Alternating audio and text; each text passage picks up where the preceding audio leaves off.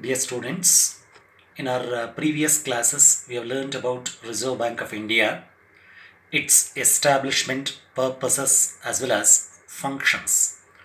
Under the functions of RBI, we were able to cover up the first main, what we discussed as traditional central banking functions, which is also referred as general central banking functions.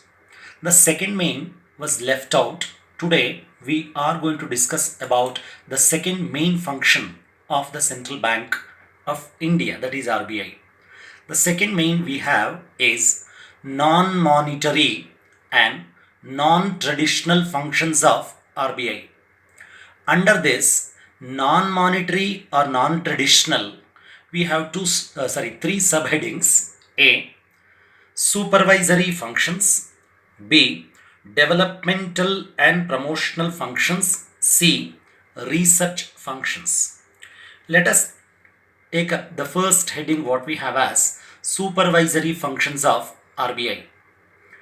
According to Indian Banking Regulation Act of 1949, RBI has extensive power of supervision and control over the commercial and cooperative banks. I'm sure that when I discussed about RBI, I clearly mentioned the very purpose of establishing RBI was to control the entire banking system in India. With that background, you can link that point, the purpose of RBI, with this.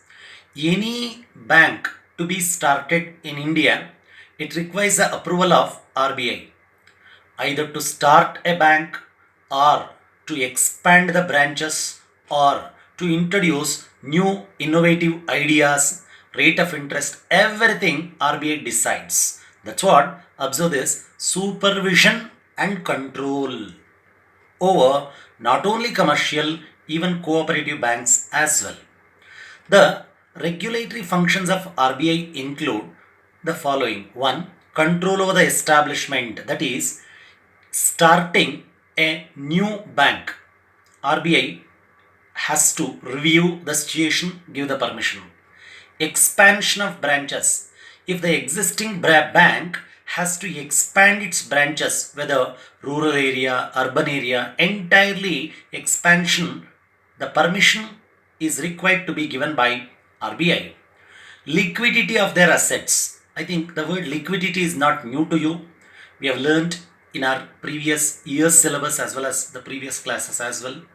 Liquidity refers to the amount of money in the form of cash.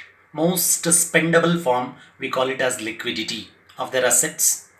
Management and the methods of working, either to upgrade the method of working in the bank, that is introduction of computers or IT, in the betterment of the services.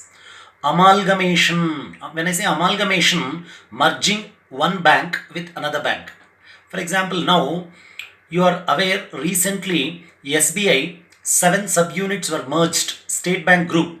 Actually, there were 7 subdivisions under State Bank. Now, all those banks have been amalgamated under State Bank of India. Similarly, recently, almost 6 months back, Government of India has taken a decision to merge, like Vijaya Bank, a nationalized bank, merging it or amalgamating it with Bank of Baroda. Similar such decisions have been taken. So any such amalgamation, RBI has to decide. And even reconstructing and liquidation of banks also is one of the supervisory function of RBI. Come to point B, that is developmental and promotional functions of RBI.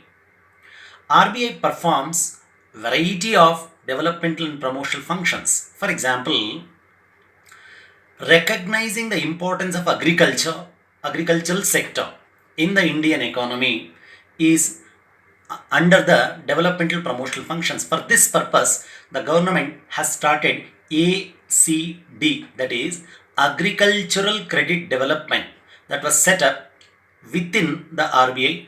It gives priority to agriculture sector. And in the year 1963, the government has established ARDC, that is Agricultural Refinance Development Corporation. It was set up for the purpose of giving long-term credit to agriculture sector. I think in my previous class, I'm sure that I have discussed about the difference between short-term credit and long-term credit. And the long-term credit refers to the repayment period will be quite long, 15 to 25 years repayment time is there, then you call it as long-term credit. And in the year 1962, the Deposit Insurance Corporation, DICI, that is Deposit Insurance Corporation of India, was set up in order to provide security to the depositors of several banks.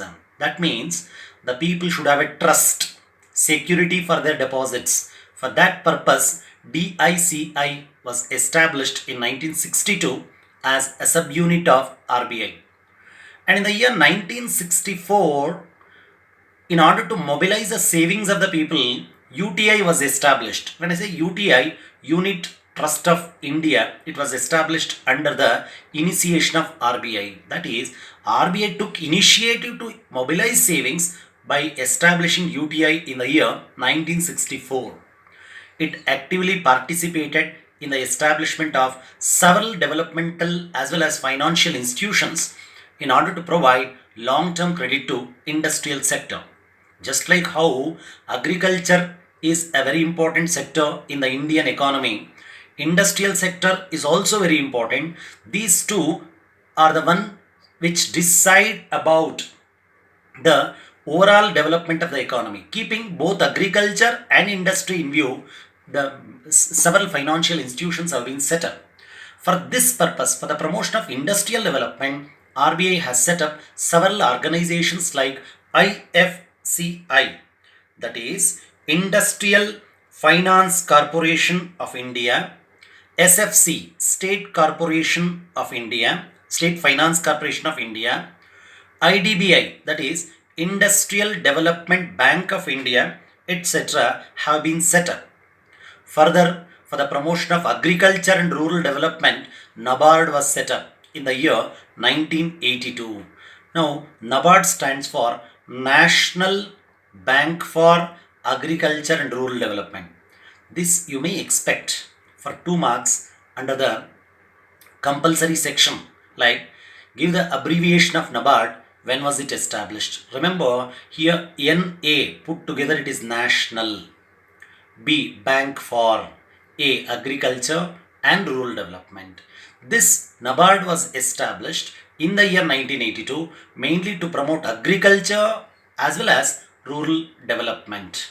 Come to point C. Research functions.